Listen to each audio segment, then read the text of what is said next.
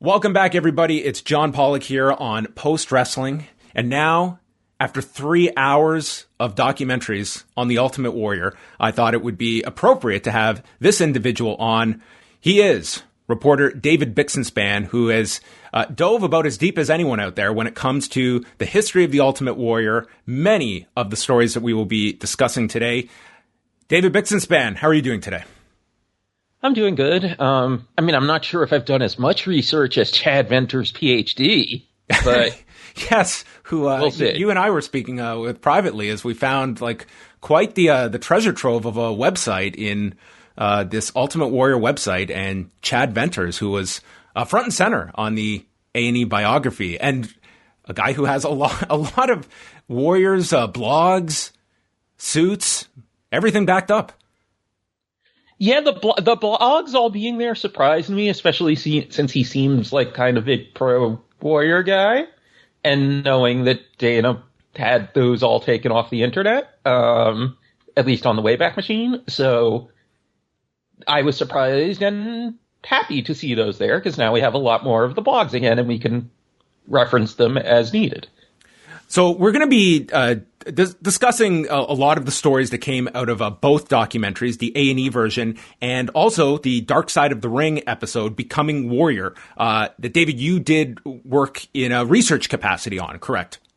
Yes, on this season of Dark Side of the Ring. And I guess we want to give the disclaimer that, you're not having me on in the capacity of being a Dark Side of the Ring person. It's more, you would have had me on anyway because of the research and reporting and articles I've done on Warrior, and the other part is just kind of a coincidence. Yeah, I primarily want to speak with you probably for the similar reasons that anyone doing a documentary on The Ultimate Warrior would want to be working with you. You have done extensive reporting on The Ultimate Warrior, and I thought that if people had read your piece on Deadspin at the time, that you also have on your Substack, you could certainly see that as a bit of a template in the A&E biography. Off the top, when you're looking at these A&E biographies, one very interesting omission is that someone who you would assume in Hulk Hogan was not part of this group of 8 biographies that they were doing. Were you at all surprised that they decided to make The Ultimate Warrior a subject, given the obvious push and pull that was going to come with a WWE involvement to a biography for? To some degree, based on what they were going for, yes. And quick correction, the article you're talking about, that was originally Fighting Spirit magazine, the one that goes over all the lawsuits stuff. The Deadspin articles are the other ones, but we'll get to that. I think so. At least once it became clear that they were interviewing Dave Meltzer and trying to do something outside of the normal WWE documentary box, I was surprised, yeah. Because I think I had the same expectation going into it that everyone else did. After these other episodes we've seen these last several weeks, what would this even look like? I think that was what everyone was thinking, and I don't think anyone could have quite pictured what it came out as. I'm still not even sure what I think of it a week later. I had the same reaction coming out of it. It was a documentary that I think tried to do a lot of things and appease different parties, whether it be WWE, whether it was critics that wanted to see them go into areas that are impossible to ignore in an Ultimate Warrior documentary. And I think your contention will be how deep they went into things, how things were presented. And once WWE is on there in association with the production of something like this, that you're going to always invite that scrutiny if something cannot make it in, or if something is glossed over, what the thought process is towards that editorial decision. Yes, and also I think it'll be interesting to keep an eye on both the Vince McMahon documentary series on Netflix that Bill Simmons is producing, and also the Craig Marks, Rob Tenenbaum WWE oral history book that's still being worked on. Because the key difference between those is that while the book has full WWE access, WWE has no control over the book. That's right. I have no idea how they were able to make that deal. I know they were very persistent about it, but they got it. And I mean, I came away from them announcing that Netflix series as almost oh shit, what did we do as far as giving Craig and Rob that access? So I feel like charting how all these documentaries are being produced maybe gives the window into that. I will include like both documentaries in this. As someone that has researched so many of these stories, were there any glaring stories or details that you came away with learning about? I mean, I would say overall, probably the Sherry Tyree stuff, just because she was able to give a lot of good background information about the former Jim Hellwig as a person, before wrestling and early in his wrestling career. I mean, it's hard to say with the A&E one because, I feel like the best parts, as is often the case in a WWE documentary, was the new archival stuff. Even if I wasn't necessarily, quote unquote, learning from it, although, well, maybe that's the wrong way to put it, because I certainly came away with a different opinion of the whole apology video situation from seeing the outtakes, because it seems like Warrior genuinely believed he did not blow off the kid for an autograph as he was accused of. The video adds a lot of context. I thought very similar that when you're watching this video, it's of this is a guy that when you hear that story in the airport, it is a completely believable story. But he did it all the time. It was not something that was out of the norm that you would associate with the Ultimate Warrior. But seeing that video, I think you do give a certain element of the doubt in just his steadfastness regarding being wrongfully accused and having to perform this act. What I also found to be so fascinating about just, first of all, that video seeing the light of day is also how Vince McMahon comes across in that video. It's like, this is all bullshit. Just put this out there, as Vince McMahon knows that this is just a performative act that we are putting forward here. And I thought that to be fairly interesting as well, that part was in this video. Yeah, I almost feel like it is kind of in line with the kind of WWE habit of what they think of as major versus minor controversies, but it was still strange to see them putting Vince out there in that context, referring to this video of apology being all, it's a work, it's a fucking work. Were you aware that this video, that it did exist somewhere? Yes, because it's referred to in the letter that he writes to Vince the next day that we already had from the lawsuits. I knew that this existed, did I have any idea that they still had it? No, but I'm not surprised because, I mean, one of the more admirable qualities of World Wrestling Entertainment is their willingness to hold on to everything. Yeah, I mean, that's something that, as more and more of these, and this goes back years, I think the degree to which they have so much content, the one that jumps out at me, Dave, is when they did that Hardy's video several years ago. Oh, yeah. And they're rolling on Matt and Jeff, who are openly talking about drugs. And you've got Beth Hardy right there. Just pretty much the mics are on. It is amazing the cataloging that must exist in that company, and and it's probably 20-fold now, given just the state of, you hear performers talk about when you're backstage, it's like you've got a camera on you nonstop for some project or another. And it's just, all of this is there. Yeah, and also with the Hardys one, they also had Matt doing a talking head for the Jeff DVD and falling asleep, which, that's one where I honestly was shocked that they included that stuff because it reflects so badly on WWE. Why weren't either of these guys suspended? It's very weird, and I feel like sometimes they almost don't consider that. Or they do, and they don't care because they feel they're under the radar enough that it wouldn't blow up in any way. That it's like, oh, by the way, clearly a ton of people knew that these people had terrible drug problems and we didn't do anything at the time. Yeah, and that certainly could have come out of the whole Sean A&E biography. Like, here is a guy that was, I mean, there were times that this guy is on camera and is a mess during that time in the lead up to WrestleMania in '98. Oh, yeah, he can barely keep his eyes open in his big promo on the Go Home show for that. Like, he is in, like, the upper echelon of in no condition to perform that I've ever seen in some of that stuff. And it's amazing that he was ever on TV. But, I mean, there's still a difference, though, between someone going on TV loaded and carrying through a promo and falling asleep shooting a talking head for the DVD as a production assistant freaks out. Yeah, but, I mean, it also goes to show, like, there is everything.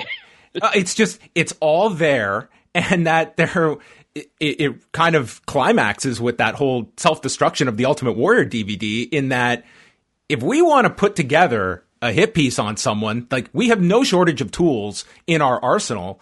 And I thought, like, the Gene Okerlund clip that they put into the A&E special, I mean, that was like, this is what Vince is, you could not have something more transparent than that scene. This is what Vince is looking for. And Gene is more than willing to just put those words in my mouth, and I'm ready to go.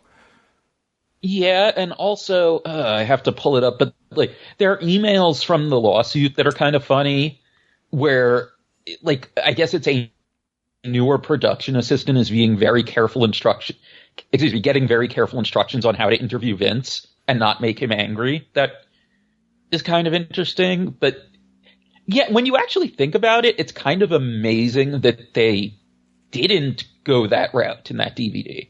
For sure. And I think, people are probably familiar with it, but I mean, that they had already started production, and that was going to be Screwed, the Bret Hart story. Like, they were fully on board to do that. And I think that played a great role in Bret's decision to make nice, knowing that that is what was in store for him in 2005.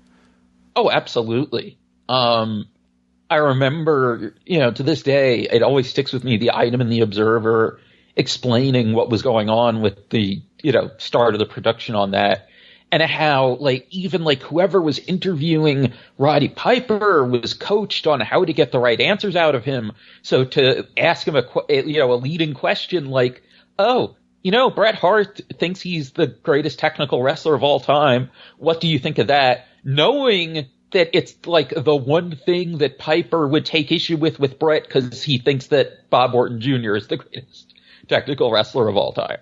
I mean, it's like a next level of just psychology and involved in some of these. I mean, it's, very fascinating. But when you combine it with, I mean, the fact of the footage that they're sitting on, and that they can, this was just like, it was a glimpse into how this machine can work to a party that is out of favor with the company. Yeah, I agree. Absolutely. And, we'll also get into, I think one of the reasons that we have all these documents is that, I mean, the lawsuit is so specific over the contents of the DVD, the last lawsuit between the two of them, in the mid to late 2000s. It covers the DVD so specifically, and it's also so contentious that, like, all of the stuff that got filed as exhibits were things that are, like, directly relevant to charting Vince and Warrior's relationship. Yeah, and, both documentaries kind of cover, like, the falling out that leads to SummerSlam 1991. And I think with both, they struggled with the ability, like, there was a lot of specific details that I think lend itself much more to a long form piece that you can kind of explain it in documentary form. It becomes very easy to gloss over a lot of the facts. But I mean, this was a case where I still feel that after these documentaries, there is this belief that Warrior just held up Vince the day of the show. And it's hardly, like, that is not a correct version of this. Like, this was, at its core, I mean, this was demands being made, but demands being accepted as well in writing by Vince McMahon. Yeah, and in the A&E one, it was also a little strange in that It didn't seem like they were trying to be dishonest with the framing of it, like WWE had been in the Self-Destruction DVD. No. But it seemed like the interviews they had to work with, both the original ones and the archival ones from past DVDs, were framing it in that direction regardless. You kind of get what I'm saying? Like, it was almost like the elevator pitch of the synopsis of this story, and it was just simplifying the story rather than trying to be actively dishonest. I didn't take that to be the case. I think it was more for the sake of brevity and people's recollections of what they had on camera, that it becomes a much more like detailed story when you're going into everything, and how that sum of $550,000 was tied to WrestleMania, and the fact that Vince McMahon like agreed to it, and it was, here is someone that, there has been a history of Vince McMahon making agreements that if he feels he agreed to under unfair circumstances, he does not have to live up to those agreements. Yes. In this case, he said it was under duress because he was threatening to no-show. And actually, I mean, he did actually no-show a couple dates. That's right. After he wrote the letter. Of July, there are no-shows in there. Yes. So he did act on this. I mean, if there's one area where you can be fair to Vince, it's that Warrior was no-showing in that span. With one thing I remember about the letter that's kind of interesting, like you said, with the $550,000 and how he thinks that's his rightful payoff for WrestleMania 7. I remember Dave Meltzer pointing out when I first wrote that Fighting Spirit article, well, like, wait a second. WrestleMania didn't do as well as SummerSlam that year. We had the SummerSlam payoffs from the lawsuit, and the top SummerSlam payoffs were nowhere near that. No. Yeah, Warrior gets 75 for SummerSlam, and then this figure that I guess is tied to WrestleMania. I don't know if he had other considerations to it, but I mean, it's a mammoth figure compared. It's 550 to 75. Yeah, and also I feel like, in a sense, like, it's dishonest to not mention that when he's talking about $550,000, he's not asking for a cash payment. He's asking for $550,000 to be taken off the note on the money that the WWF loaned him to buy his house, which is an interesting wrinkle that doesn't get talked about much, that they did this more than people realize, and I think with time and hindsight feels very sketchy as far as it being like a control move over talent. Right, where Vince would loan the money, and therefore, you have this, you're literally indebted to the company. Exactly.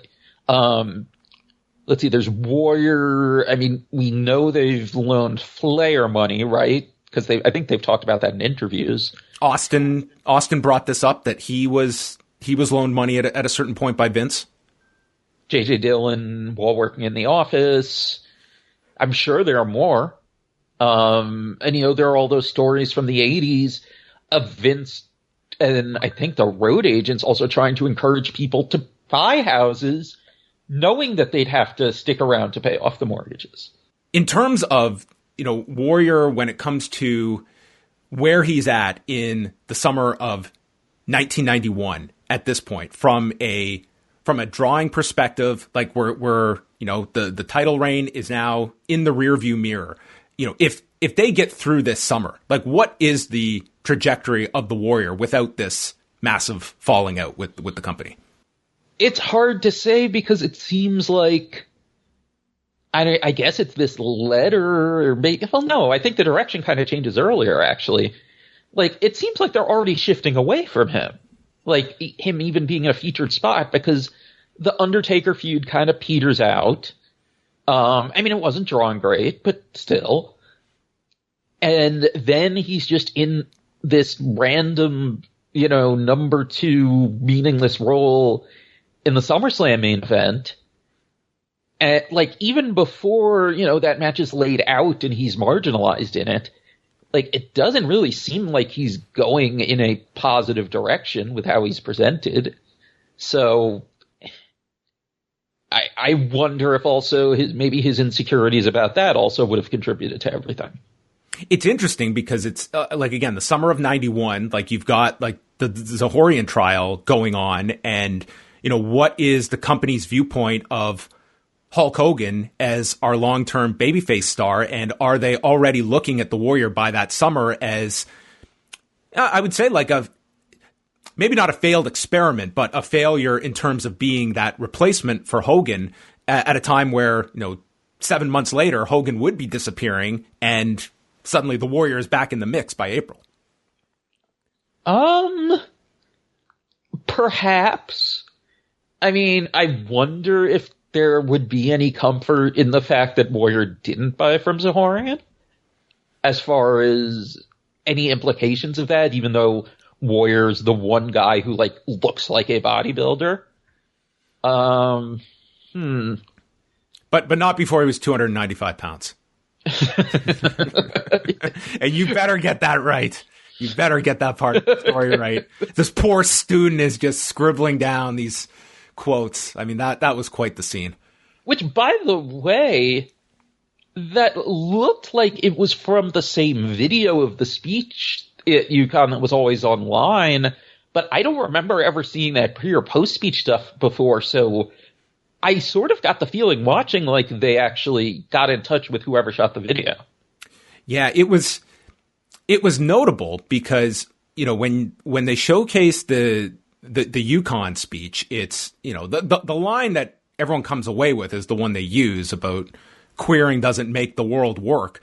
But I mean, if you stick around for that Q&A, to me, the towel comment at the time was just as brutal, and was, paints him even worse, because that really leads to an eruption from one of the other people in the line. And that's when things completely fall off the rails of that speech. Yeah, I think it's simply a matter of just not being as quotable out of context. That, the other line, at least, you say he said this and they immediately know what he was talking about. Mm-hmm. Whereas with the other one, you have to give the context. It was that the guy was an Iranian American student asking the question and all that. So I think that's the main reason that is the one that's lived on more. I think in both that you can look at that there's no shortage of lines and footage you can go to. And again, that I think was a bit of a criticism of the A&E one, is that this is looked upon as this guy just saying the wrong thing at the wrong time. Like it was this isolated incident, that this was just a guy that he was a big talk radio fan. And one day he just went past the line of what you can get away with. And that was hardly the case. I'm not surprised at all that they didn't dive into some of the stuff that is in those blogs. And, the big ones that everyone has mentioned, related to Bobby Heenan or Darren Drozdov, those are out there. But even scanning through some of those blogs, Dave, that were archived on the guy's site, I mean, you don't have to search very hard to your head's just spinning at what was being, posted on a routine basis, that could paint him in a certain light. And I think there was a line that they would go to, but they were not going to go so far that he would be viewed as irredeemable to the viewer at home. Yeah, I think pretty much. I mean, you can just look at the ones they showed in the Dark Side episode. What was that line about, watching, was it protesters and referring to them as obviously black or something like that? And just, it was very, more actually overtly racist than a lot of the stuff I had seen more recently, but was still, pretty racist. Like the Hurricane Katrina stuff, the Martin Luther King Jr. Day stuff, the stuff about Native Americans. There really is a lot of terrible stuff that he said on those blogs, a lot of it in the same vein as what he said in the Uconn speech. And I'm very curious if the edit showing some of the blogs where he talks about, quote unquote, queers and queering in a negative way over and over, when they show that in the A&E documentary just before the Dana stuff that suggests, it was a one-time thing, was that a late edit? When did they decide to put that in there?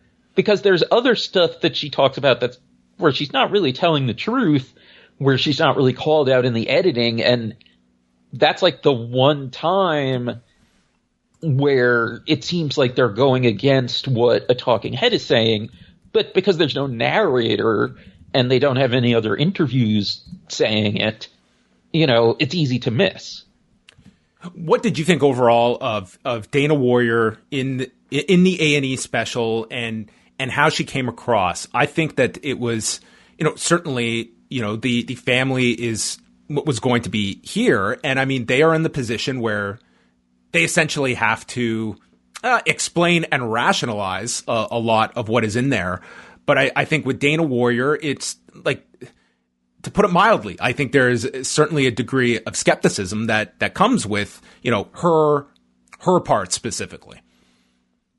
I mean, for a few reasons, there was also the thing about how, you already went into her explanation for his political shift when, in the speech he gave that was on C-SPAN and in an interview he gave to a conservative website and probably other places.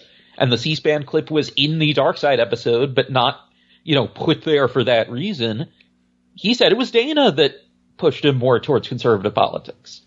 Now, like, I think it was you said in your review with Way the other day, that doesn't necessarily mean it was as extreme as he went, but it's still certainly dishonest to not mention that. Yeah, I think that, like, ultimately, I think, like, the ownership is on Warrior and what comes out of his mouth. But I think, like, that is a key detail. If he explained that, I had this conservative ideology always inside of me, and now it was unlocked, and mentioning his second wife as, kind of opening that side up to him. It's also very interesting that it was pointed out to me the fact that when the original schedule for the A&E biographies came out, this was originally going to be the final episode on June 6th, and then it got moved up as well. So it was going to air before the Dark Side piece. And like we talked about this, the fact that, like, of the Dark Side topics, the Warrior was not one that was known prior to the rollout of all the schedules. So it's definitely worth asking about, like, was there any response to the Dark Side piece in the final edit of this? And was the date change a mere coincidence, or what it turns out to be, to get to the public first? I mean, if I had to guess, I would think it wasn't a coincidence. I'm giving benefit of the doubt here, David. I know. But if I had to guess, I wouldn't think it was a coincidence. I mean, something else that I do think kind of ties into that, though, is, like, there are parts of this documentary that look unfinished. The two things I really think of are, one, and this is probably a deliberate choice, or maybe not, but it was still kind of weird, where when they showed Warrior and Sting in Memphis, that they inserted fake crowd shots. And, like, I guess that's by design, but it still felt weird. The thing that I noticed that felt like it just didn't make sense to be in there because it was hard to watch was when they first show some of the, like, Uconn clips, not the speech, but, like, the meet and greet stuff. And there's a moment where it's a good, like, 10 seconds where the guy is fumbling with the camera and it's spinning everywhere. And they just left that in while Warrior's talking. Like, Warrior's talking. You can cover this up with B-roll, with photos, with something. And they didn't. It felt like almost there was a possibility that they did have to rush this a few weeks because it wasn't done yet.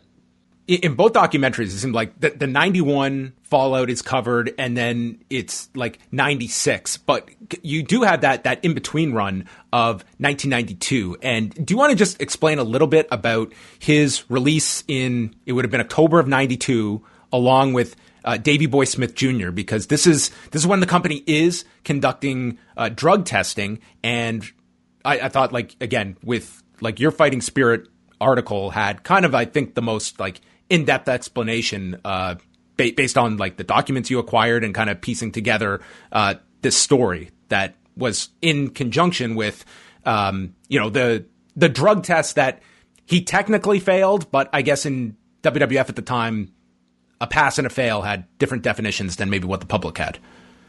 Right. Well, they did talk about this in the A&E one, but they kind of glossed over most of 92 leading up to it. And then, again, it was the type of thing where I didn't think anyone was deliberately being dishonest, but with what they had to work with, it didn't paint the most honest picture.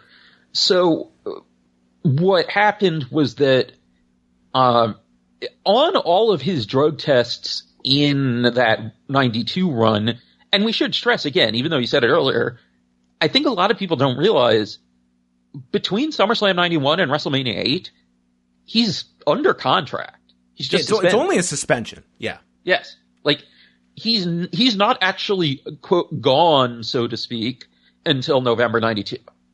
So on all the drug tests in this run, he always tested positive for at least one anabolic steroid. Dr. Mauro Di Pasquale ruled that as long as the levels were coming down each time, this was fine. But then he tested positive for a new steroid, and where it was like, oh, I tried some Yohimbe bark at the gym. Maybe it was tainted supplement. And he was like, okay, if it doesn't show up again, and it didn't, then you're fine. But it's not what you'd think the usual would be. No, and some painkillers show up, and then also, as they talk about in the documentary, you have to put all the medications you're taking in there in case you test positive for something, even if it's not a banned substance, and you see more anti-anxiety stuff and more painkillers and more anti-anxiety all in there. So, I mean, that's the other thing, though, is like, going back to the test results, I trust Dave Meltzer when he says this. I haven't done any research on it myself, that like levels going down in subsequent tests doesn't actually mean anything. I don't know if they knew that then, though. For as much as we think of 1992 Ultimate Warrior being off steroids, he's probably not off steroids. He's probably just on a much lower dose of them. So then what happens comes October, November is that he tried to get some human growth hormone from England via a hookup that Davey Boy Smith had introduced him to. Warrior had it shipped to his driver, Wendell Robinson, a.k.a. indie manager and promoter Wendell Weatherby. They got seized at customs. And so this took us to what had always been reported was Vince somehow found out. What it turns out from the lawsuit testimony is Warrior told him. Yeah. This was like Mirko Krokop a few years ago. Remember when they, yes. with the drug test? Yeah. He's like, he admitted it. And yeah, it was, so it was like the human growth hormone got seized, and then he got like this empty package of what was supposed to be the human growth hormone. Yeah, with this green tape on it that says seized by U.S. Customs. Which in fairness, I mean, we can applaud the man's honesty, but I would probably be thinking at this point, I should probably alert, because this is probably not going to be a secret for much longer. I mean, he wasn't arrested or anything. I sort of get the impression that if he didn't say anything, Vince wouldn't have known. And it's a really interesting what if that either gets swept under the rug or Warrior doesn't alert them of this, and this doesn't become a story at all. Like what Warrior's position is at that time in late 92, early 93 with the company. I mean, I think the obvious one is that Bret Hart's life is very different. Very, very much so. It's just, yeah, much different. But Warrior and Davey Boy are gone, and then it's not until like 96, and Warrior has like pretty much like a removal from the public eye from until that point in 96. Well, he had his various occasional indie bookings. He'd work for Wendell Robinson at, I presume, a heavily discounted rate. He took some international tours. There was the European tour for World Wrestling Superstars, I think mainly in Germany, where he held up the promoter for money. Then he was supposed to partner with T.C. Martin on some NWC shows in Vegas, and he held him up for money. You can see where this is going.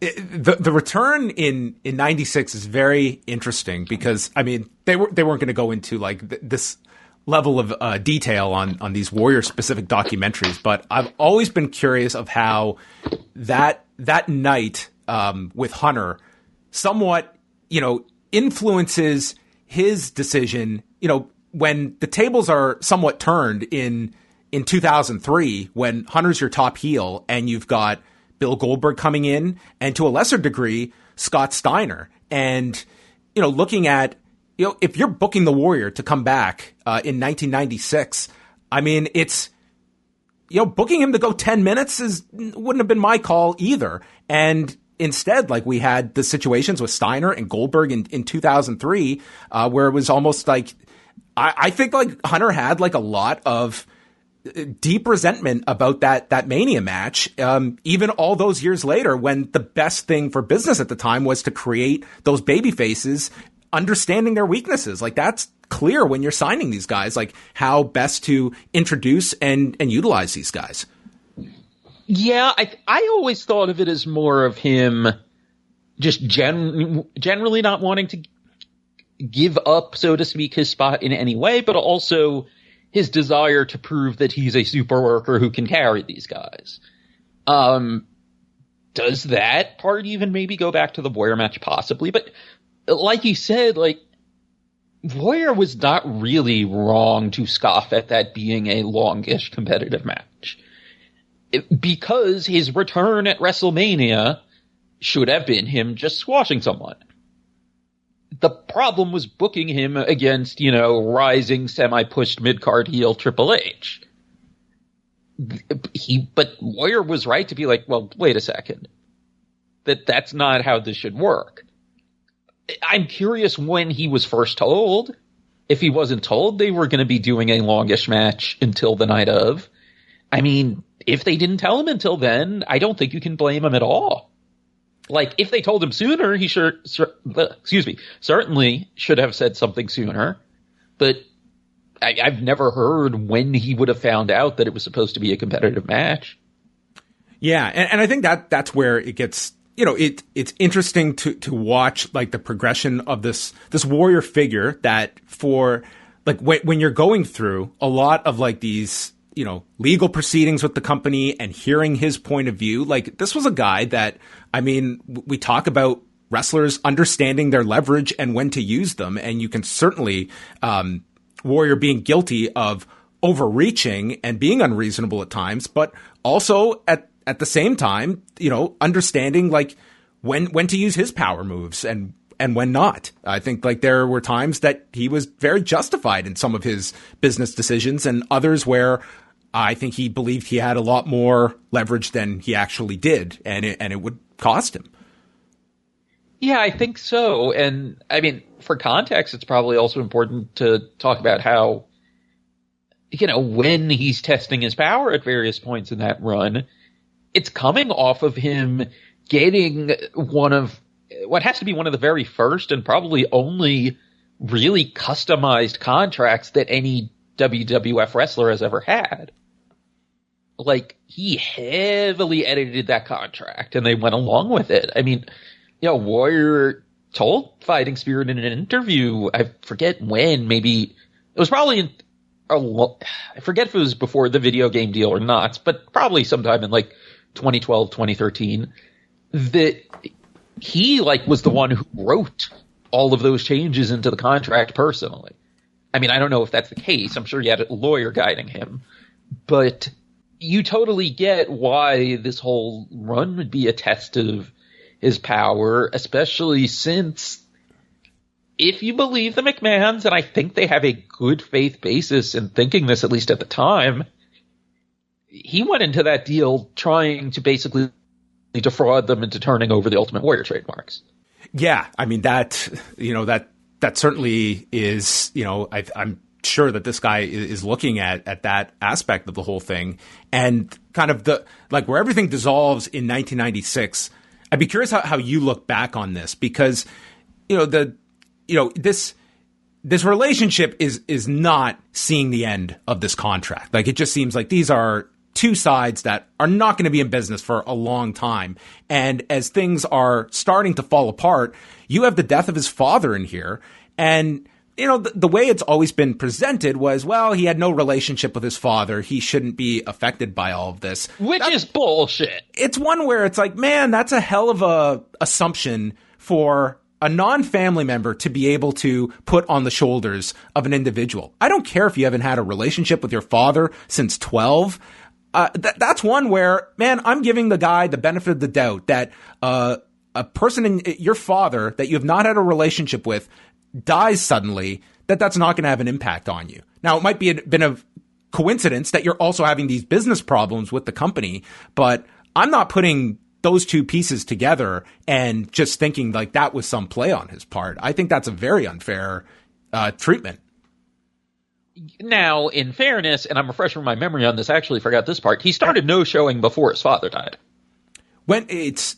So he's already no-showing, and then his father passes away. Okay, so there were some no-shows beforehand. Yeah, so because they're having the fallout over the whole comic deal. Well, okay, so the licensing fair in New York is, at least when I wrote the article, I didn't have the exact dates, but I knew it was late June. And what happens there, apparently, is that this is, two things happen in conjunction with each other. Warrior sees that the WWF booth has, I guess, stickers or something with his always believe catchphrase that he had personally trademarked. And he flips out at whoever's there and starts throwing a fit. I think Vince and JR are there too, and says that he's going to stay home unless they bought 100,000 copies of his comic book. I know some stories have said 1 million. And here's what Vince said in one of his depositions that he told him. Don't make this mistake. This is, business suicide, Jim, going home. This is the last straw. Strike 3. Don't do this. I'm begging you. Don't do it. And he's referring to skipping out on this contract, not the creation of this comic, which I would say was also business suicide. Yes. We could do a whole separate show on the comic books, but it was as bizarre as they have been retold. But yes, one of the things that's interesting about the no-show stuff is the first no-show 2 days before his Warrior died was in Indianapolis. So if he was wanting to see family, he could have. Mm-hmm. And, at the time it was reported that Warrior was there and then flew home after an argument with Vince. And then ends up missing more shows as a result. There's they want to have a performance bond, and that's when everything falls apart with the company on this latest run. And what's amazing is, and this isn't covered. Actually, excuse me, his father was in Florida.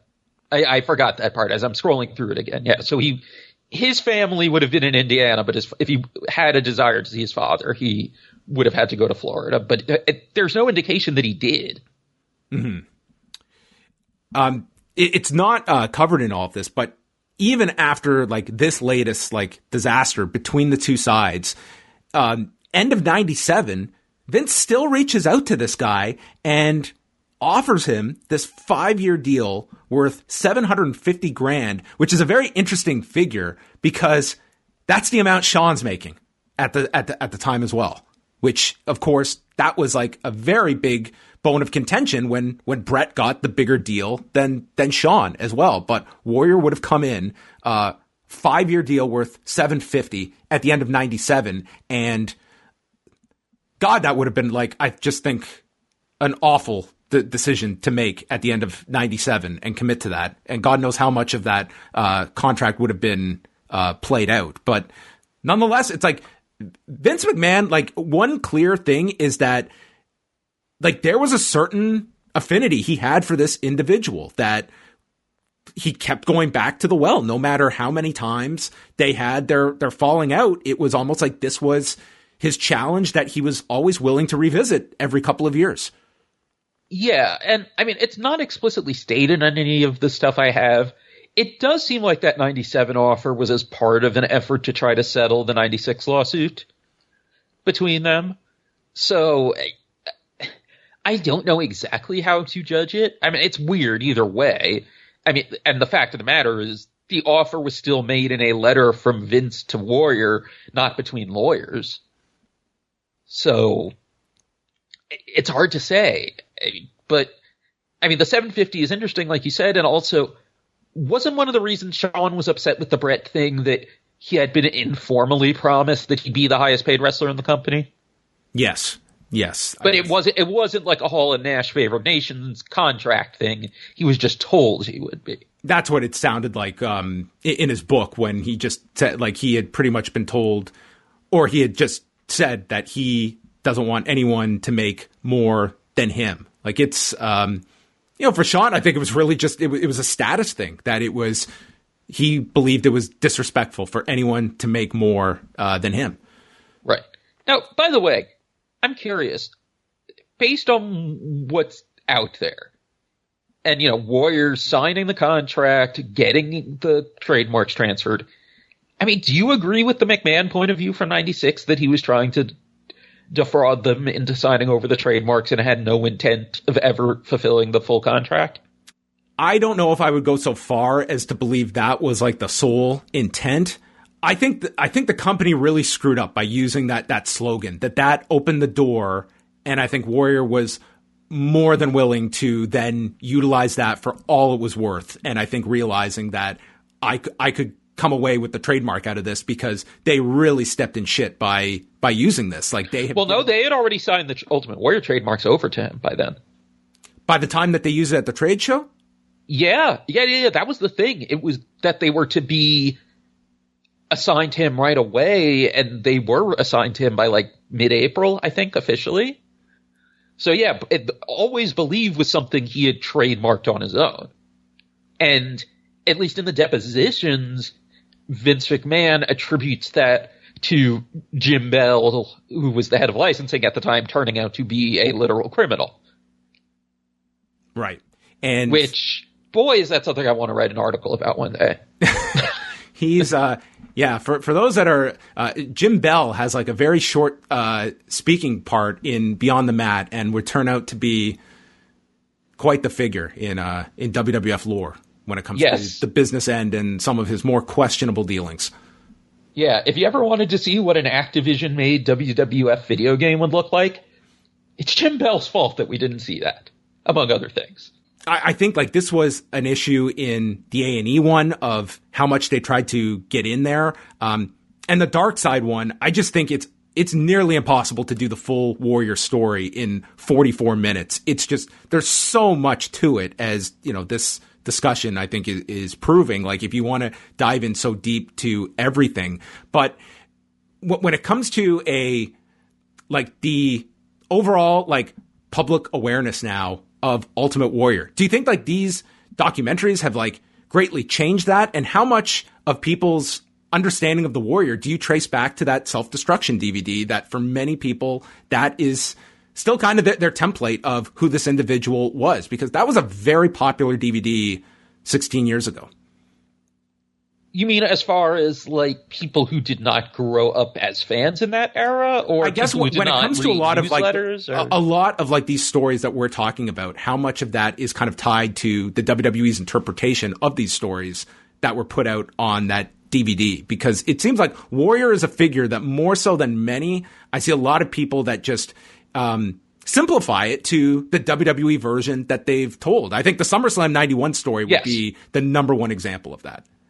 Yeah, I think for that one, absolutely. I think there's no doubt that the most common understanding of it is that. I mean, some of the letters have been circulated online and stuff, so I think maybe there are more people than you'd think that know the whole story, because sometimes, they would become popular online, but did it change how people think of him? I don't know. I think the Dark Side at least helps people understand that there was a guy who at times could function as a normal guy and was a guy with problems under there. Sherry Tyree humanizes him more than, to me, anyone else in either documentary. Yes, I agree. I mean, his mom does. His mother was very good too, and the football coach, I thought that Yes. was like a great person to have in the A&E one. Those would be the ones, like kind of informing the audience of who this guy was pre-wrestling. And, you know, it's not to blame the industry, but it did seem like this was a guy that was, you know, greatly, it's like that 80s period is going to screw with many people's minds and such. And that's not an excuse, but I think you can certainly see like there was a before and after of Jim Hellwig. Once you're looking at pre-wrestling to, 5-6 years in. Yeah, I mean, it definitely seems like there was some kind of,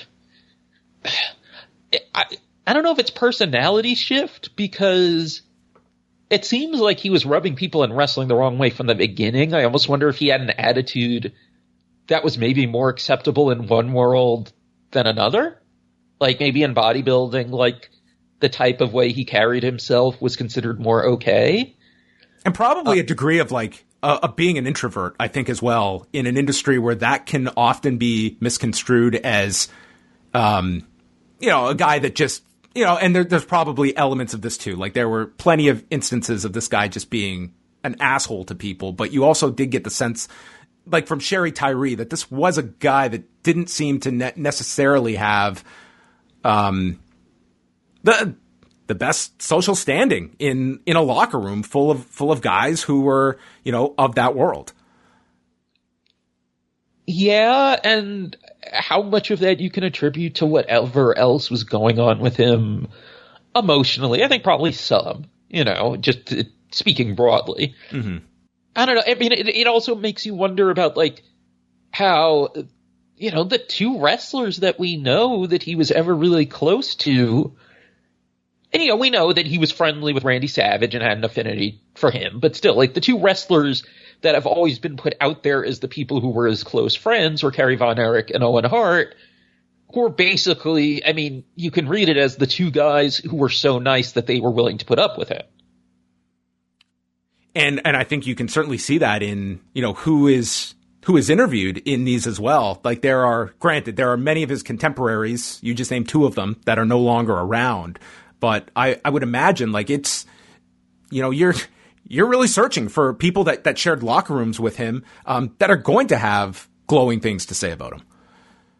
Yeah, and like if you really think about it, too, like other people that I've ever heard say nice things about him, like, Gary Hart's not around anymore, obviously. And I mean, and even Gary Hart, who liked him, openly said in his book that, Jim didn't really care about improving as a worker.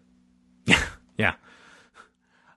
When it comes to kind of the perception in 2021, like how do you compare Ultimate Warrior and Hulk Hogan and the general perceptions? Because it's two figures that are very much part of people's childhood. And I think like Hogan has hit this level where I think there's just a certain like irredeemable quality about Hulk Hogan post 2015. And with Warrior, I think there's definitely a degree of that, but I think it's like it's more. I think there's like more of a level of kind of just it. There's definitely people that I think are fully accepting of what Warrior did, and more excusing maybe is the better terminology of excusing, even though he had so many more awful things that came out of his mouth, as opposed to Hogan, where it's just this vile tape, but it's very much centered on that specific episode.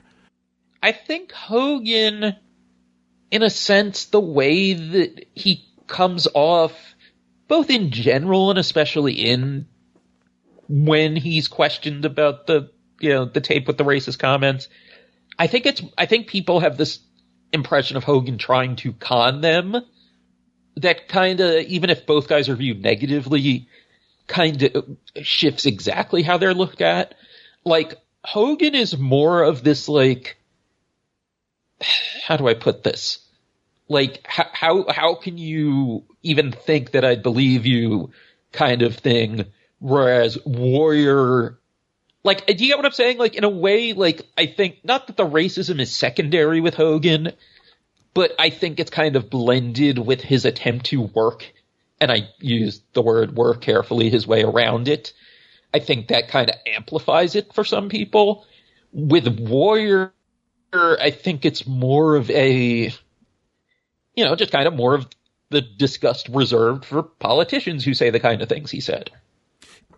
I also would wonder if there's also a perception difference, given that Hogan was caught on this tape. Warrior said his hateful things of his own volition and just put them out there. Maybe. And I mean, look, for people who are ride or die Hogan fans, that's clearly what they've clung to. That, and just that he was generally not in a great place mentally at the time. Not that it excuses what he said. But, not at all, no. But it's something that it seems like the people who are willing to forgive him take into account. But it's, his apologies were all bullshit, designed to make you think he was apologizing for something other than what he actually did. Warrior... Do I think it's possible that Warrior saw the light to some degree, and because he was not a very public person those last several years, that's why we would have no idea that he did? I mean, is it possible? Sure, but I feel like Dana's actions, to me, feel like someone who either agrees with what Warrior said or doesn't disagree with him enough to be able to just come out and outright say, yes, that was shitty, he shouldn't have said it, blah, blah, blah. Do you kind of get what I'm saying? Yes. And also, with Dana too, like, I felt like she came off badly overall. The way she still seems so angry about the self-destruction DVD was interesting. And then also, like, again, I think people need to understand. Ultimate Creations presumably would have become her company when Warrior died. Yeah. I did want to ask you about this because, to my knowledge, you were the one that uncovered this, and this is really interesting because all of these blogs and stuff that are referenced. I mean, when you go to search for these, you're going to have a hell of a time trying to find this. Yes. So it was, I think it was October 2018. So it was the first time where WWE did the Unleash Your Warrior thing with Coben. And Rob Rousseau did a freelance article for Vice talking about Warrior's old blogs and how, you're using this guy for a cancer charity after the things he said about Heenan, plus also just, using his, visage for all this, cause marketing stuff and going over the blog posts and stuff. And that's when Dana issued her statement that if you actually read it is very vague and does not say he changed his views on anything specific. That's where that comes from. And that's also where that initial WWE statement, well, excuse me, I say initial. It was the second statement about that. I guess the first one was the one about Justin Roberts years earlier with the Warrior Award, but where they kind of, in the statement, try to poo-poo Vice for acting like this has any bearing on anything they're doing. So that article comes out 2 days later. The Internet Archive, home of the Wayback Machine, gets a DMCA takedown request on copyright grounds from Ultimate Creations to remove their archives of UltimateWarrior.com because UltimateWarrior.com had been redesigned. I forget if it was after his death or before, but in that general 2013-2014 timeframe, and didn't have the blogs anymore. The only place you could get them was the Wayback Machine, and she filed this takedown. Well, Ultimate Creations, I should say, filed this takedown request, and it worked. So I didn't realize this until I tried to look for the blogs, and then I was writing an article for Gizmodo that kind of sprung from this and was talking about in general Internet Archive, and I reached out to them, and they said that, and they even sent me a copy of the takedown request, which was from, actually, no, that might not have been the one where they sent me the actual request, but they said it was from the business manager or whatever of Ultimate Creations, who was Steve Wilton. I emailed Steve Wilton, though, and he said he had nothing to do with it. So they lied. And if they're lying about that, I think that says a lot. Yeah. I mean, it's kind of when you look at, like, having a digital footprint out there and what level of control you can have. I mean, this as, like, in the grand scheme of it, you know, a wrestler and his old blogs, that they have the ability to just take all of that down. I think that's very interesting. And given the fact that, you know, it's just such an interesting choice when you look at it. Like, yes, there was, you know, the reconciliation in 2014, but for the company to then, it was one thing to acknowledge Warrior and do projects with him, and you were going to have him in the game. And it's quite another when you make him this icon for their philanthropic efforts on top of it, that it was just very brazen. And I think that it's very much in concert with, I think, like, the WWE's viewpoint on anything like this that is going to receive backlash, that they are at a level that we will weather whatever backlash comes our way, and we will just plug through. And that's kind of been the MO over the last, I would say, 3 or 4 years. And I just wrote about this last week, like with that Crown Jewel event in 2018, right after the Khashoggi murder. Like, they just pushed through. They took a dip in the stock, but they moved forward. They got paid for their shows. They're going to live out this contract. And I think, like, that's kind of how they look at this. Like, if we are dead set on a business opportunity, we will take whatever bad press there is, and it will die out. That's our strategy. Yes, but with that, at least, I think if they had not, I mean, I don't think it's ever been specifically reported, but obviously it happened. If they had not gotten permission to take the more outright propaganda element out of the shows to get the heat to die down, I think that things played a big difference much differently. Those shows, but, like, it's I think, like, that show in April that year, I mean, that was, you're right. I don't think you could have continued with that presentation of show.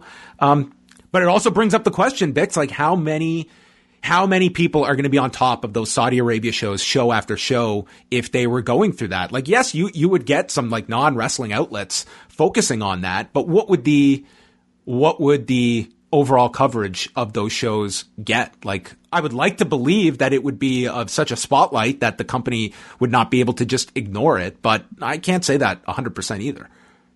I mean, but we also don't know. I think if the, you know, Saudi royals were insistent on the shows saying the same, maybe that is when WWE would have cut bait.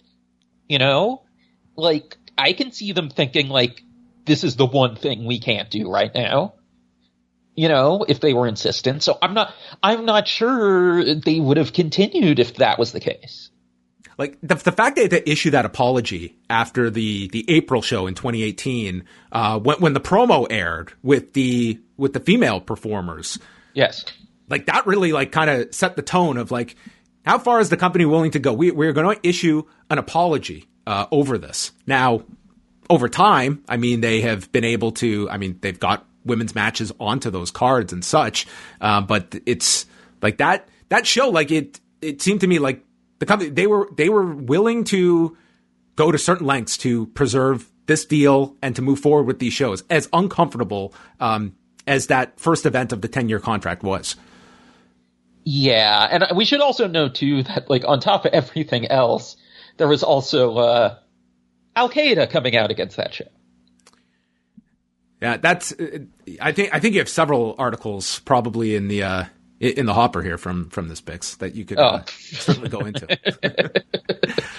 Well, I think we will wind it down there. It was. Well, I just realized we would be remiss in not mentioning that one of the people that the Saudis wanted on that first show, Greatest Royal Rumble, was Ultimate Warrior, despite him having been dead. Oh my God, that was unplanned on our parts, but man, you tied it all together, Bix. It's usually 4 years, but yes, that was. They couldn't get a fake Warrior, but they got a fake Yokozuna, at least. What would the Warriors' political blueprint have been during the Trump administration? I can't imagine the man would have just been at home keeping to himself. I think he would have been firing up those blogs. Oh, he would have been he would have found a way to make money. He would have had an audience. Absolutely. In the midst of all of this, I don't know if WWE would necessarily want ties with him, but it would have been. I mean, the groundwork was kind of laid of what this guy was doing 11 years prior. Yeah. It would have been depressing, but it would have been interesting. Well, I do want to give you a chance, Bix, to get out where people can follow all of your work, including the work at Between the Sheets. You and Chris Zellner recently put out this great rundown of the entire sale of WCW with some exhaustive, and I emphasize that word, exhaustive research into what went down in not just 2001, but the lead up to it as well, which, I mean, here we are 20 years later. An enormous impact, the fallout of that sale. Yeah, and I mean, well, something we're learning as we're doing now our Death of ECW shows, which the first part just came out for on the Patreon, is I think the way people have always felt was that it was the cancellation of WCW that started to poison the well with, TV companies for wrestling. But if you go back a couple months, you read the ECW side of things, that had kind of already happened, and was one of the reasons ECW was having trouble finding a TV outlet. And also, you sort of start to get the impression that the way the ECW-TNN relationship went might have also poisoned the well a bit. Which, I mean, if you really think about it, I mean, it makes sense at least. So, yeah, at least on the main Between the Sheets show, which, you can hear on anywhere you get podcasts or at betweenthe-sheetspod.com, at BTSheetsPod on Twitter. We cover a given week in wrestling history as it was covered in the newsletters and sometimes elsewhere, depending on what we can find. And, big deep dive all around the world. The shows are long, but we have timestamps and stuff, so you can parcel them out if you want. And then our patreon.com/betweenthe-sheets, we do a big single subject deep dive every month, sometimes as part of a longer series. So we just did 2 parts on the WCW sale. Before that, we did what ended up being 6 parts on ECW on TNN. And now we just dropped the first of 2 parts on the Death of ECW. The first one covering basically the last few months of them running shows. And then the second and final part in June will basically cover the fallout from there into the bankruptcy, into the beginning of the invasion angle on WWF television, using the ECW trademarks in spite of them not getting permission from the bankruptcy court, among other things. And actually, since I'm here to tease it, might as well mention, part 2 will also feature the infamous but probably since forgotten Wade Keller column strongly implying that the ECW part of the invasion angle happened because Paul Heyman astroturfed the demand for it. Well, there you go. Yes, patreon.com/betweenthe-sheets, and specifically on the WCW stuff, especially the second part, what I think people will learn that will surprise them, not to spoil it completely, is not as much was Jamie Kellner's fault as how everyone's been led to believe over the years. Yeah, I would definitely recommend those shows to go check out. David and Chris did a fantastic job kind of running through all of the coverage at the time. And also you can go to babyfacevheel.com. And how is Substack working out for you as an independent journalist? I have not delved into Substack, but what has been your takeaway being on it for over a year at this point, I would say? I mean, I haven't given it enough care, so I don't know if I can really judge. I mean, it's nice to have. I mean, honestly, for me, the main benefit has been that they've introduced that Substack Defender program where you can get them to do legal reviews and stuff. That's really big. Yes. I mean, you can, from your perspective, you can certainly empathize that, unless you, are getting something with an outlet that's going to indemnify you, there's going to be risk. And it's important, you know, that Substack doesn't necessarily indemnify people, but they've pledged that if someone files a bullshit lawsuit against you for defamation or whatever, they will pay for it. So, which is sadly, I think, only going to be a bigger issue, Bix, as you see so much media consolidation and people with an audience going and trying to strike out on their own. It's having that protection that's going to be paramount if you want, you know, a lot of these significant stories covered in depth. Like there is a liability issue in all of that, and I don't see that reversing at all either. So I mean, it's a great thing to hear that Substack offers something like that. Yeah, and it's for, at least last I knew, it's basically anyone who's located in the U.S. for understandable reasons, given the legal resources for the time being, and has paid subscribers at all, can sign up for the Defender program and then submit, you know, articles for review and stuff, which is pretty cool. But yes, I'm trying to pay more attention to it now and figure out what to put there. I'm planning on trying to put something on there this week, just going over the entirety of the letters back and forth between Warrior and the McMahons, you know, because there's parts of it in the articles I've written and stuff, but I figure it's worth having the whole things out there to give everyone the full context, which, by the way, this is something I want to talk about earlier briefly that we realized watching the documentary was what the A&E one was. It seemed like WWE did not give the producers access to their document archive because everything they showed was stuff that was publicly available.